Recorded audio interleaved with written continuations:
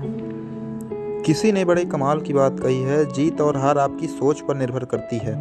मान लो तो हार होगी, ठान लो तो जीत होगी। हेलो दोस्तों, स्वागत है आपका आपके चैनल एसटी अलाउंड में। दोस्तों, आज है 7 मार्च और 7 मार्च के सभी महत्वपूर्ण करंट अफेयर्स की हम डिटेल से चर्चा करेंगे। दोस्तों, आपको बता दें, आप अगर किसी भी कॉम्पिटिटिव एग्ज़ाम की प्रिपरेशन कर रहे हैं तो आज हम इसमें बहुत ही इंपॉर्टेंट और सेलेक्टेड क्वेश्चन लिए हैं दोस्तों, जो कि आपके आने वाले सभी एग्जामों के लिए बहुत ही ज़्यादा यूज़फुल होंगे। साथ ही साथ दोस्तों, हम आपको ये बता दें कि हमने वीडियो में जीके बूस्टर भी ऐड किया है। दोस्तों, जीके बूस्टर से आपको क्या फ़ायदा होगा? जीके बूस्टर से आपको फ़ायदा ये होगा दोस्तों कि आपका करंट अफेयर्स तो क्लियर हो ही रहा है। साथ ही साथ दोस्तों, वीडियो में बहुत ही इंपॉर्टेंट टॉपिक लेते हैं जो कि जीके का ही इम्पॉर्टेंट टॉपिक होता है और वो बहुत ही इम्पॉर्टेंट होता है। वहाँ से परीक्षाओं में प्रश्न पूछने की संभावना बहुत ज़्यादा होती है। दोस्तों, आज हमने टॉपिक क्या लिया है और जीके बूस्टर का टॉपिक है प्रसिद्ध व्यक्तियों के उपनाम। दोस्तों, बहुत इंपॉर्टेंट टॉपिक हम कवर करेंगे। यहाँ से कई सारे प्रश्न पेपर में देखने को मिलते हैं। तो चलिए दोस्तों, सबसे पहले हम स्टार्ट करते हैं आज के इम्पॉर्टेंट करंट अफेयर से। और आज का पहला महत्वपूर्ण करंट अफेयर से दोस्तों ये रहा। दोस्तों, हर साल राष्ट्रीय सुरक्षा दिवस कब मनाई जाती है? तो इसका आंसर हो जाएगा दोस्तों ऑप्शन नंबर सी, 4 मार्च को। कब होता है? 4 मार्च को अंतर्राष्ट्रीय जो राष्ट्रीय सुरक्षा दिवस है मनाया जाता है। आइए इसके इंपॉर्टेंट बिंदुओं की ओर चर्चा करते हैं। राष्ट्रीय सुरक्षा दिवस जो सुरक्षा परिषद की स्थापना को चिन्हित करने के लिए प्रतिवर्ष 4 मार्च को राष्ट्रीय सुरक्षा दिवस मनाया जाता है। इस दिवस का प्राथमिक उद्देश्य दुर्घटनाओं और किसी अन्य आपातकाल परिस्थितियों को रोकने के लिए आवश्यक सुरक्षा उपायों के बारे में जागरूकता बढ़ाना है। वहीं दोस्तों, आपको बता दें कि राष्ट्रीय सुरक्षा परिषद की स्थापना दिवस पर पहली बार 1972 में राष्ट्रीय सुरक्षा दिवस मनाई गई थी। दोस्तों, राष्ट्रीय सुरक्षा परिषद क्या है, आइए इसके बारे में आपको बताते हैं। राष्ट्रीय सुरक्षा परिषद राष्ट्रीय स्तर के एक गैर लाभकारी स्ववित्त पोषित त्रिपक्षीय निकाय है। वहीं इसे श्रम एवं रोजगार मंत्रालय के द्वारा 4 मार्च 1965 को सुरक्षा, स्वास्थ्य और पर्यावरण पर एक स्वैच्छिक आंदोलन के रूप में शुरू करने के लिए स्थापित किया गया था। यह एक स्वायत्त निकाय है और राष्ट्रीय सुरक्षा परिषद का उद्देश्य क्या है? तो समाज की रक्षा एवं सुरक्षा सुनिश्चित करना तथा लोगों में एक निवारक सांस्कृतिक तथा वैज्ञानिक मानसिकता को बढ़ावा देना है। तो ये दोस्तों वेरी इंपॉर्टेंट प्रश्न, इसे आपको ध्यान रखना है अच्छे तरीके से। दोस्तों, बात आई है इंपॉर्टेंट दिवस के बारे में, तो आइए हम आपको महत्वपूर्ण दिवस के बारे में एक एक कर चर्चा करते हैं। सबसे पहला दोस्तों आपको बताते हैं राष्ट्रीय युवा दिवस। ये स्वामी विवेकानंद जी की जयंती पर मनाया जाता है और 12 जनवरी को। कब मनाया जाता है दोस्तों? 12 जनवरी के दिन। इसकी क्या थीम थी? इस साल 2022 की थीम क्या थी दोस्तों? इस साल थीम थी it's all in the mind. ये आपको थीम भी ध्यान रखनी है, it's all in the mind. तो पहला ये रहा इंपॉर्टेंट। अगला बताएं दोस्तों आपको, तो राष्ट्रीय मानव तस्करी जागरूकता दिवस ये कब मनाया गया था? तो ये 11 जनवरी को 2022 में। और इसकी थीम क्या थी? Human trafficking which should create awareness among people. ठीक, तो ये रहा। एक और आपको बता दें, प्रवासी भारतीय दिवस। प्रवासी भारतीय दिवस दोस्तों 9 जनवरी को 2022 में मनाया गया और इसकी थीम क्या थी? इसकी थीम थी दोस्तों caring for children contributing to Aatmanirbhar Bharat. ठीक है ना। वहीं अगर हम बात करें विश्व युद्ध अनाथ दिवस की, तो 6 जनवरी को मनाई गई और carrying for children horrific situation is a responsibility ये थीम थी। वहीं विश्व ब्रेल दिवस ये कब मनाई जाती है? तो 4 जनवरी को। और 4 जनवरी को जो थीम थी तो सेप अवर फ्यूचर। ये इंपॉर्टेंट डेज आपको ध्यान रखने हैं। तो 4 जनवरी को विश्व ब्रेल दिवस, विश्व युद्ध अनाथ दिवस 6 जनवरी, प्रवासी भारतीय दिवस 9 जनवरी, राष्ट्रीय मानव तस्करी दिवस 11 जनवरी, राष्ट्रीय युवा दिवस 12 जनवरी। तो ये इंपॉर्टेंट डेज थे दोस्तों, इन्हें आपको अच्छे से ध्यान रखना है। ठीक, चलिए दोस्तों, अब बढ़ते हैं अपने नेक्स्ट प्रश्न की ओर। और उससे पहले प्लीज़ दोस्तों आप हमारे वीडियो को लाइक कर दीजिए, शेयर करिए, कमेंट करिए, साथ ही साथ चैनल सब्सक्राइब कर लीजिए और बेल आइकन प्रेस कर लीजिए, जिससे आने वाली वीडियो का नोटिफिकेशन आपको मिल जाए। चलिए दोस्तों, दूसरा प्रश्न क्या है कि अंतर्राष्ट्रीय दूरसंचार संघ दक्षिण एशिया के लिए अपनाए गए क्षेत्रीय कार्यालय और नवाचार केंद्र कहाँ स्थापित करेगा? तो दोस्तों इसका आंसर होगा ऑप्शन नंबर डी, नई दिल्ली में करे। कहाँ करेगा? नई दिल्ली में। आइए इसके बारे में आपको बताते हैं दोस्तों। 3 मार्च 2022 को केंद्रीय संचार मंत्री अश्विनी जो वैष्णव जी हैं और अंतर्राष्ट्रीय दूरसंचार संघ के महासचिव जो हैं हाओलिन जाओ इनके द्वारा मेजबान देश समझौते पर हस्ताक्षर किए गए हैं। इसके तहत दिल्ली में ITU के क्षेत्रीय कार्यालय और नवाचार केंद्र की स्थापना की जाएगी।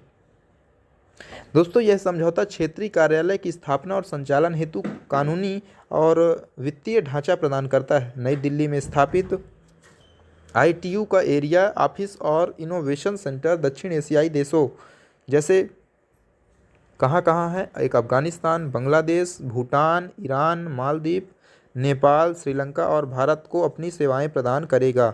चलिए बढ़ते हैं अगले प्रश्न की ओर। तीसरा प्रश्न है कि विमानन कंपनी जेट एयरवेज के नए CEO कौन बने? इसका आंसर क्या हो जाएगा दोस्तों? इसका आंसर हो जाएगा option number B, Sanjeev Kapoor बने हैं।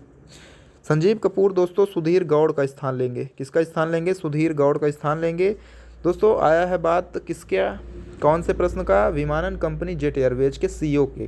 तो CEO से संबंधित दोस्तों सभी महत्वपूर्ण इंपॉर्टेंट प्रश्नों को आपको बताते हैं। CEO प्रमुख 5 CEO को हमने लिया है। जैसे मेटा के वर्तमान CEO कौन है दोस्तों? तो मार्क जुकरबर्ग हैं। ठीक, वहीं ट्विटर की बात करें तो ट्विटर के CEO पराग अग्रवाल। अल्फ़ाबेट के वर्तमान CEO कौन है? तो सुंदर पिचाई हैं। माइक्रोसॉफ्ट के वर्तमान CEO हैं सत्य नडेला और अमेजन के हैं वर्तमान CEO एंडी जस्सी। तो ये आपको ध्यान रखने हैं। चलिए बढ़ते हैं अगले प्रश्न की ओर। चौथा प्रश्न है कि शिक्षा संस्थानों में सुधार के लिए किसने देश भर के 49 शिक्षकों को राष्ट्रीय ICT पुरस्कार प्रदान किए हैं? इसका आंसर क्या हो जाएगा दोस्तों? इसका आंसर हो जाएगा ऑप्शन नंबर सी, अन्नपूर्णा देवी केंद्रीय शिक्षा राज्य मंत्री हैं और इनको ये प्रदान किया गया, इनके द्वारा प्रदान किया गया है। ICT का फुल फॉर्म क्या है? तो ICT का फुल फॉर्म है इंफॉर्मेशन एंड कम्युनिकेशन टेक्नोलॉजी। मानव संसाधन विकास मंत्रालय के द्वारा स्कूलों में सूचना और संचार प्रौद्योगिकी योजना के तहत राष्ट्रीय सूचना और संचार प्रौद्योगिकी पुरस्कार प्रदान किए जाते हैं। दोस्तों ये उन शिक्षकों को प्रस्तुत किया जाता है जिन्होंने स्कूल पाठ्यक्रम में टेक्नोलॉजी को प्रभावी ढंग से और नवीन रूप से एकीकृत करके छात्रों को सीखने के अनुभव में सुधार किया है। तो ये इंपॉर्टेंट प्रश्न आपको ध्यान रखना। 5वां प्रश्न की ओर बढ़ते हैं और 5वां प्रश्न है कि हेरात महोत्सव किस राज्य या केंद्र शासित प्रदेश में मनाया जाता है? तो दोस्तों इसका आंसर हो जाएगा जम्मू कश्मीर में। आइए दोस्तों इसके बारे में आपको बताते हैं। दोस्तों हेरात या जो हरा शिव की रात भी होती है कहते हैं, इसे आमतौर पर महाशिवरात्रि के रूप में जाना जाता है और ये हेरात महोत्सव जम्मू कश्मीर में कश्मीरी पंडितों के द्वारा मनाए जाने वाला मुख्य त्यौहार है। यह त्यौहार दोस्तों भगवान शिव की और देवी जो उमा है पार्वती की शादी की सालगिरह का प्रतीक है। 2022 हेरात महोत्सव 28 फरवरी 2022 को मनाया गया। हेरात महोत्सव फरवरी और मार्च के बीच त्रयोदशी या फागुन के महीने के अंधेरे आधे के 13वें दिन मनाया जाता है। वहीं दोस्तों कश्मीरी पंडित हिंदू देवताओं के सम्मान में अखरोट बांट कर त्यौहार मनाते हैं। कैसे मनाते हैं? ये शेष राष्ट्र जो है चतुर्दशी या फागुन की 14 तारीख को महाशिवरात्रि मनाते हैं। कश्मीरी पंडित दोस्तों कश्मीर पंडित हैं किंग ली भारती इनका नाम है। इन्होंने बताया कि हेरात जो पर्व है कश्मीरी पंडितों के लिए बहुत ही ज़्यादा खास होता है। इन्होंने मंगलवार सुबह उठकर अखरोट के बर्तनों में क्या करते हैं, पानी बदला जाएगा और चौथे दिन क्या होगा, तवी नदी या नहर के किनारे पूजा होती है और अखरोट को साफ करके प्रसाद के रूप में लोगों को बांटा जाता है। तो इस प्रकार ये त्यौहार मनाया जाता है। तो हेरात त्यौहार आपको ध्यान रखना है कहाँ मनाया जाता है, तो जम्मू कश्मीर। आइए दोस्तों 6वें प्रश्न की ओर बढ़ते हैं और 6वां प्रश्न है कि ICC महिला जो विश्व कप है 2022 का मेजबानी कौन सा देश कर रहा है? तो दोस्तों इसका आंसर होगा ऑप्शन नंबर सी, न्यूजीलैंड कर रहा है। दोस्तों न्यूजीलैंड विश्व कप जो महिला विश्व कप है इसकी मेजबानी कर रहा है। इसके इंपॉर्टेंट बिंदुओं की चर्चा करते हैं। 4 मार्च 2022 को ICC महिला विश्व कप 2022 का 12वां संस्करण न्यूजीलैंड में शुरू हो गया है। टूर्नामेंट का पहला मुकाबला न्यूजीलैंड और वेस्ट इंडीज़ के बीच खेला गया है। फाइनल मैच 3 अप्रैल 2022 को क्राइस्टचर्च में खेला जाएगा। दोस्तों टूर्नामेंट में कुल 8 टीमों ने भाग लिया है और इस बार मेजबानी किसके पास है, तो न्यूजीलैंड के पास है। उप विजेता कौन है दोस्तों? उप विजेता है भारत। 6 फरवरी 2022 को चिर प्रतिद्वंदी पाकिस्तान के खिलाफ मैच से अपने अभियान की शुरुआत करेगी। वर्ष 2017 में आखिरी बार महिला वर्ल्ड कप खेला गया जिसमें भारत को मेजबानी इंग्लैंड ने 9 रन से हरा दिया था और उसने चौथी बार किताब पर कब्जा किया था। भारत ने दोस्तों इस वर्ल्ड कप के लिए अपने कोर स्क्वाड को बरकरार रखा है और कप्तान किसको चुना है? अनुभवी मिताली राज और उप कप्तान हरमनप्रीत कौर हैं। दोस्तों भारत के अलावा 8 टीमों में से कौन कौन, एक साउथ अफ्रीका, वेस्ट इंडीज़ और इंग्लैंड मौजूदा जो विजेता है, इंग्लैंड है, न्यूजीलैंड है, ऑस्ट्रेलिया, बांग्लादेश और पाकिस्तान इस वक्त विश्व कप में खेलते हुए दिखाई देंगे। इसके साथ ही महिला विश्व कप का ये जो टूर्नामेंट है तो 50 ओवर का टूर्नामेंट है और ये हर 4 साल में आयोजित किया जाता है। पहला महिला विश्व कप टूर्नामेंट आयोजित किया गया था 1973 में और इस बार उसे भी इंग्लैंड ने ही जीता था। ठीक है दोस्तों, अब दोस्तों ये बहुत इंपॉर्टेंट प्रश्न आप ध्यान रखिएगा। अब बढ़ते हैं अपने जीके बूस्टर की ओर और आज का जीके बूस्टर हमने बताया प्रसिद्ध व्यक्ति और उनके उपनाम दोस्तों हम आपको बताएंगे। तो सबसे पहले स्टार्ट करते हैं शांति पुरुष। शांति पुरुष दोस्तों लाल बहादुर शास्त्री जी को कहा जाता है, शांति पुरुष कहा जाता है। वहीं शहीद आजम भगत सिंह को, नेताजी सुभाष चंद्र बोस नेताजी, पंजाब केसरी लाला लाजपत राय जी को, देश रत्न किसे कहा जाता है तो डॉक्टर राजेंद्र प्रसाद, राजा जी चक्रवर्ती राजगोपालचारी किसे, राजा जी को कहते हैं, राजा जी कहते हैं चक्रवर्ती राजगोपालचारी को। वहीं आधुनिक मीरा कहते हैं महादेवी वर्मा जी को। महाकवि या भारत का शेक्सपियर कालिदास का उपनाम है। गुरुदेव विश्व कवि किसे कहते हैं, रविन्द्रनाथ टैगोर। वहीं भारत कोकिला सरोजनी नायडू। देशबंधु तो देशबंधु आप ध्यान रखें चित्तरंजन दास जी को।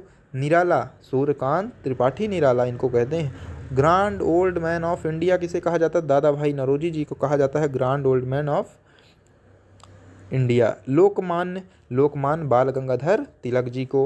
वहीं महामना तो महामना उपनाम है मदन मोहन मालवीय जी का। लोकनायक या जेपी कहते हैं जयप्रकाश नारायण जी को। बंग बंधु शेख अब्दुल्ला को उपनाम है। और तूतीय हिंद ये किसे कहा जाता है, अमीर खुसरो को। भारतीय पुनर्जागरण के प्रभाव नक्षत्र राजा राम मोहन राय को। भारत का नेपोलियन तो समुद्रगुप्त को। सीमांत गांधी किसे कहा जाता है, खान अब्दुल गफ्फार को। और ये पहले विदेशी जिन्हें भारत रत्न भी दिया गया था। भारतीय मैकियावेली किसे कहते हैं तो चाणक्य को कहते हैं। कौटिल्य विष्णुगुप्त इनका 3 नाम ये नाम है, ध्यान रखिएगा कभी कभी प्रश्नों में चाणक्य या कौटिल्य या विष्णुगुप्त दे देता है। लौह पुरुष क्या किसको कहा गया, लौह पुरुष या सरदार तो सरदार वल्लभ भाई पटेल को।